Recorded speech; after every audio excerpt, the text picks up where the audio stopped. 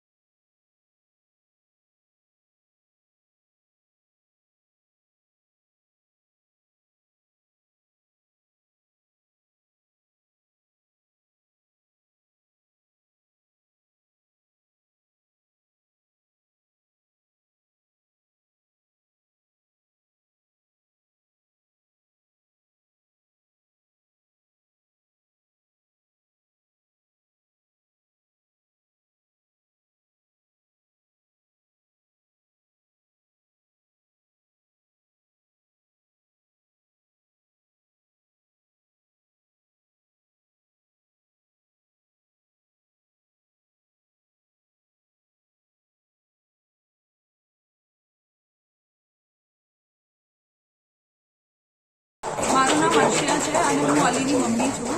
તો અલીની સ્ટોરી ચાલુ થાય છે જ્યારે હું 4 મંથ્સ પ્રેગ્નન્ટ હતી. ત્યારે મને ખબર પડી હતી કે અલીને હાર્ટમાં હોલ છે અને એના પછી મારું જ્યારે 8 મંથનું સ્કેન થયું ત્યારે મને ખબર પડી કે એને સ્મોલ કિડનીઝ પણ છે. તો બી અમે અલીને શેઠ હોસ્પિટલમાં એનો જન્મ થયો. એના ત્યારબાદ તરત જ એને એનઆઈસીયુ સપોર્ટ જરૂર પડી. તો એ વેન્ટિલેટર પર હતો 3 દિવસ ત્યાં આગળ. ટોટલ ત્યાં અલી સ્ટે કર્યો 11 ડેઝ. એને લંગ્સનું એક માઇનર ઓપરેશન થયું ત્યાં આગળ. એના પછી અમે ઘરે આવ્યા. એના પછી એને એક દિવસ અચાનક તબિયત બહુ જ ખરાબ થઈ ગઈ. તો અમે એને નજદીકના પ્રાઇવેટ હોસ્પિટલ લઈ ગયા. ત્યાં એને આઈસીયુમાં રાખ્યો હતો. તો ત્યાં આગળ એને ન્યુમોનિયા થઈ ગયો હતો, જેના કારણે એને વેન્ટિલેટર પર મૂકવામાં આવ્યો હતો. અને ત્યારબાદ એ 20 ડેઝનો સ્ટે હતો ત્યાં આગળ. ત્યાંથી એને સારું નથી થતું. તો અમે એક ડૉક્ટર મળ્યા, ડૉક્ટર વિશાલ ચાંગેલા, જેમને અમને કીધું કે આ ઓપરેશન પોસિબલ છે. તો અમે એમને એમના વાત માનીને અમે નારાયણ હોસ્પિટલ ગયા. ત્યાં અમે ડૉક્ટર અતુલ માશલેકર મળ્યા, જેમને કીધું કે હા, આ ઓપરેશન પોસિબલ છે, પણ ઓપન હાર્ટ સર્જરી થશે અને એ એટલે બહુ જ વધારે ચેલેન્જીસ અને ટફ હતું. પણ અમે ડિસિઝન લીધું કે અમે એનું ઓપરેશન કરીશું. ઓપરેશન થયા બાદ બી એને લગભગ 15-20 દિવસ વેન્ટિલેટર પર જ રહ્યો. એની કન્ડિશન્સમાં રોજ કંઈક ને કંઈક નવું જોવા મળતું હતું. કોઈક દિવસ પોઝિટિવ કલ્ચર રિપોર્ટ્સ આવતા હતા, ક્રિએટિનિન વધારે આવતું હતું, બધું બહુ જ બધું એવરીડે કંઈક અલગ અલગ આઉટકમ્સ આવતા હતા. પણ અત્યારે અલીને ખૂબ જ સારું છે. ઓપરેશન થઈ ગયા 15-20 દિવસ બાદ અમે ઘરે આવ્યા જ્યારે, અત્યારે અલીને એકદમ નોર્મલ ઓપરેશન થયા બાદ એકદમ સારું છે. એન્ડ બધા ડૉક્ટર્સને, બધા પૂરી NH ટીમને હું થેન્ક યુ કહીશ. એ લોકોએ બહુ જ મહેનત કરી છે. અલી પાસે એના નર્સિસે માં જેમ ખ્યાલ રાખ્યો છે અલીનો. Thank you everyone. હું આપી દઈશ તને. જી સર, ખાસ કરીને જે એક્સપિરિયન્સ જે હાર્ટ સર્જરી આવે છે એક આપું છું પછી વાલી બાબત. મારું નામ ડૉક્ટર અતુલ મસલેકર છે. હું નારાયણ વિદ્યાલયમાં 2012થી કાર્યરત છું as a senior consultant heart surgery બાબત. હું બાળકોનો અને એડલ્ટ બંનેનો ઓપરેશન કરું છું. હવે અલીનો જ્યારે અમારી પાસે પહેલો રેફરન્સ આવ્યો તો એક 3.4 કિલોનો બાળક જે ઓલરેડી જન્મથી 2 વાર વેન્ટિલેટ પર હતો અને અત્યારે પણ જ્યારે અમને રેફરન્સ આવ્યો તો વેન્ટિલેટ પર હતો એક ન્યુનેટલ આઈસીયુની અંદર. એને ફેફસામાં તકલીફ હતી, એને કિડનીની તકલીફ હતી અને હાર્ટની અંદર એક મોટો હોલ હતો. તો એ જે બાળક અમારી પાસે જ્યારે રેફરન્સ આવ્યો પીડિયાટ્રિક કાર્ડિયોલોજીસ્ટે રેફર કર્યો કે ભાઈ અલીને હવે વેન્ટિલેટરથી છૂટવામાં એક જ આન્સર છે કે એને ઓપન હાર્ટ સર્જરી કરીને એ કાણો બંધ કરો. કાણો શું કરે કે ફેફસાની અંદર વધારે પડતું બ્લડ શન્ટિંગ કરે. જ્યારે બ્લડ શન્ટિંગ કરે ફેફસા જે આપણે નોર્મલ સ્પંજ હોય ને જે ભેગા થઈને હેવી પાણીમાં ભરીને કે હેવી થઈ જાય એવી લોડ લંગ્સ પર અને એ લંગ્સ ટોલરેટ નથી કરી શકતા એટલા માટે વેન્ટિલેટર. તો એની અમે ઓપન હાર્ટ સર્જરી કરી.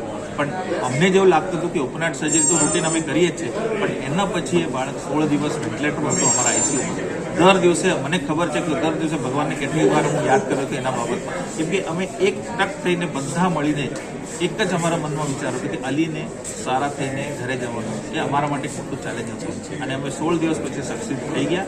એ મારા માટે, મારા ટીમ માટે એક બહુ મોટી વસ્તુ છે. અમે કરેલા છે હવે ઘણા ઓપરેશન, પણ એક હોય ને કે રૂટીન ઓપરેશન હોય અને બીજું એક ઓપરેશન તમારા દિલ હાર્ટની અંદર છૂઈ જાય. તો અલી જેવું એક બાળક જે 2 મહિનામાં અમે 3 કિલોનું બાળકને જેને ઓપરેટ કર્યો એ મારા દિલની અંદર જેવી રીતે બેસી ગયો છે અને જે તમે જોઈ રહ્યા છો 1.5 વર્ષનો થઈ ગયો છે કેટલો હેલ્ધી બાળક છે. તો એક ફેમિલી માટે, મારા માટે અને બધા સોસાયટી માટે એક બહુ ઇમ્પોર્ટન્ટ વસ્તુ થઈ જાય કે એવા બાળકો જેનું ઓપરેશન સક્સેસ થયો એ એક બીજો મેસેજ આપે સોસાયટીમાં પણ કે ઘણા બધા બાળકો હોય જેને હાર્ટ સર્જરી લોકો નથી કરાવતા. આપણા પાસે અત્યારે હું કહું તો વર્ષે 2 લાખ જેટલા જન્મ થયેલા બાળકોને હાર્ટનો પ્રોબ્લેમ છે ભારત દેશમાં. આ સ્ટેટિસ્ટિક છે અને એમાંથી 50,000 થી 60,000 એવા બાળક હોય છે જેને વર્ષે ઇમરજન્સી સર્જરી થાય. પણ બાકીના બાળકો છે હજી સુધી ગામડામાં જે રહે છે એ સોશિયલ રીઝન્સ કહો, ફાઇનાન્શિયલ રીઝન્સ કહો, એના કારણે ઓપરેશન નથી થતી. તો બાળક કંઈ ના કંઈ આગળ જઈને એની અકસ્માત મોત થાય યા તો ગ્રોથ નથી થતી. એ જ જે ટ્રીટમેન્ટ અત્યારે ગવર્મેન્ટ કરી રહી છે, આયુષ્માન ભારતની અંદર કવર થઈ રહ્યા છે. 10 વર્ષ પહેલાં કુલ 25 ના 30 જ હોસ્પિટલ હતા જેમાં બાળકોનો હાર્ટ સર્જરી થતી હતી. અત્યારે 200-300 હોસ્પિટલ્સ એવા છે જે બાળકોનો હાર્ટ સર્જરી કરે છે. અત્યારે અમદાવાદની અંદર તમે જીવન મહેતા એક મોટી છે, અમે લોકો કરીએ છીએ. અહીંયા અમદાવાદથી દૂર 40 કિલોમીટરમાં સત્યસાઈ હોસ્પિટલ કાસંદ્રામાં છે એ પણ કરે છે. તો એવા ઇન્સ્ટિટ્યુશન્સ હવે આવ્યા છે અને બાળકોને ટ્રીટમેન્ટ કરે છે. અને નાના બાળકો એ આપણા ભારત દેશના મોટા ફ્યુચર છે. તો એને અત્યારથી જ આપણે એવી રીતે ટ્રીટમેન્ટ કરીશું, એનો કરેક્ટ કરીશું તો આ જ ફ્યુચર થવાનું છે. અને મારી ઈચ્છા એવી જ છે કે હું તો હવે 40 વર્ષથી આ કામ કરું છું, પણ યંગર જનરેશનના પણ જે છે કે બાયપાસ, વાલ રિપ્લેસમેન્ટ તો થવાનું જ છે, પણ બાળકનો ટ્રીટમેન્ટમાં અત્યારે જેટલા મોટા હોસ્પિટલ પાર્ટિસિપેટ કરશે એટલો આપણે દેશની હેલ્થ સુધરશે. Thank you.